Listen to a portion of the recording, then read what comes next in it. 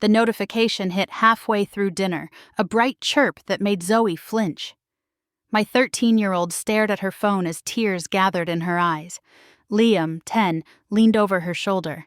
"Mom," Zoe whispered, voice thin. "Look what Blake posted." I took the phone, a photo of our dented silver sedan, parked outside my sister Caroline's house in Westbrook Heights.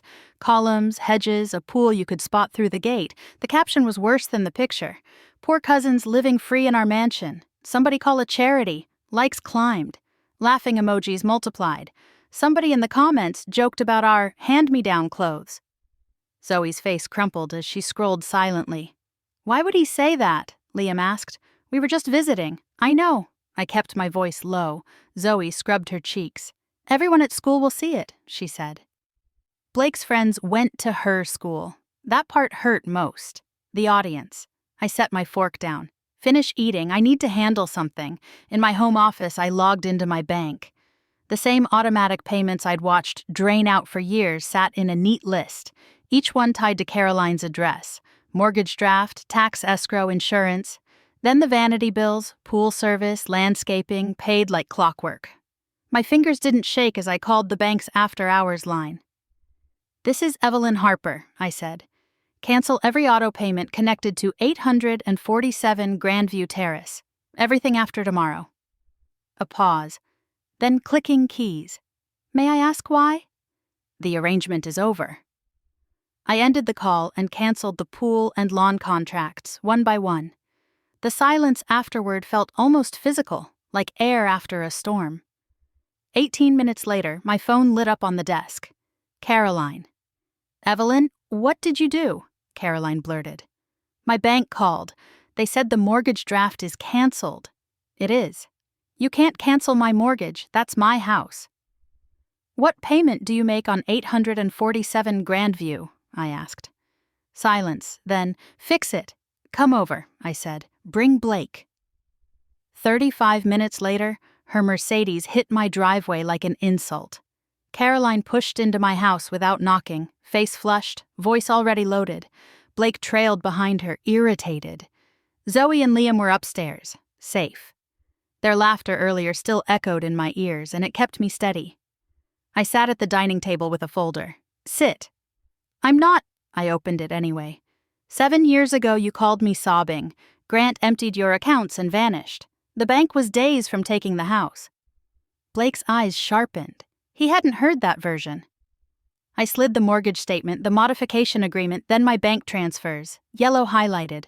$4,200 a month, I said. 84 months. Taxes, insurance, pool, lawn, all me. Caroline's lips parted. "It was help, family help." "And I gave it," I said, quietly. "I never told anyone. I let you keep your pride." I turned my phone so they could see the post, the laughing comments, Zoe's name in a reply. "Then your son used your mansion to humiliate my children."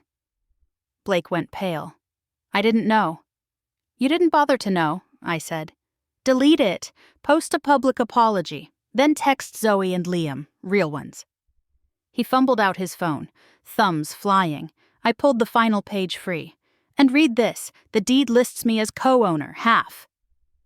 Caroline sank into the chair, as if the floor had dropped beneath her.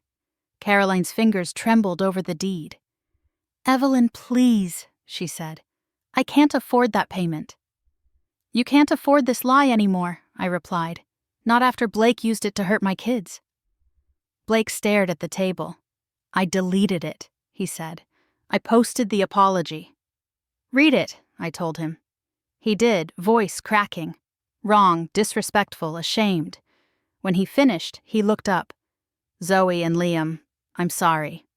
Caroline reached for my hand as if touch could rewrite numbers. "Give me time, end of the month, I'll figure something out." "You've had 7 years," I said. "You take over the mortgage next cycle, or we list the house this week. If you want my half, refinance and buy me out, those are the choices." A soft step sounded on the stairs. Zoe appeared in the doorway, Liam behind her, drawn by the tension. Blake stood. "I'm sorry," he told them again, quieter. "I thought I was being funny. I was cruel. You didn't deserve that." Zoe held his gaze. "Don't do it again," she said. "I won't," he whispered. For once he sounded like he meant it right then. Caroline's shoulders sagged. She backed away from the table, grabbed her keys, and left without another word. 2 weeks later, a realtor's sign rose on Grandview Terrace. Caroline moved into a smaller place closer to work.